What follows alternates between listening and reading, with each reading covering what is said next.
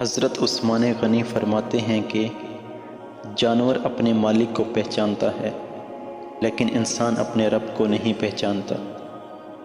حضرت عثمان غنی کا قول مبارک ہے کہ اللہ تعالیٰ کو ہر وقت اپنے ساتھ سمجھنا افضل ترین ایمان ہے۔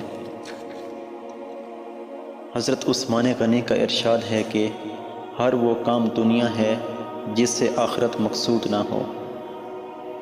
حضرت عثمان غنی فرماتے ہیں کہ حقیر سے حقیر پیشہ اختیار کرنا ہاتھ پھیلانے سے بدر جہاں بہتر ہے۔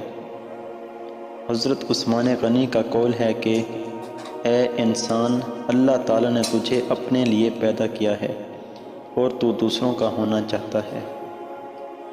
حضرت عثمان غنی کا قول ہے کہ مت امید رکھ کسی سے مگر اپنے رب سے، اور مت ڈر کسی سے مگر اپنے گناہ سے۔ حضرت عثمان غنی فرماتے ہیں کہ جس نے دنیا کو جس قدر پہچانا اس قدر اس سے بے رغبت ہوا۔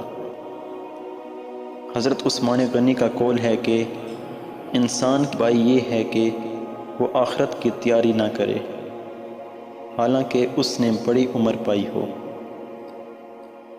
حضرت عثمان غنی جب قبرستان سے گزرتے تو قبروں کو دیکھ کر اتنا روتے کہ آپ کی ریش مبارک آنسوں سے تر ہو جاتی۔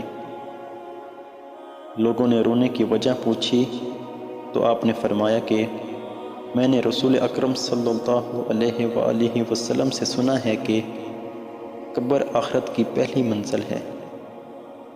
اگر یہ منزل آسان ہو گئی تو آخرت کی ساری منزلیں آسان ہو جائیں گی، منزل مشکل ہوئی تو پھر ساری منزلیں مشکل ہوں گی۔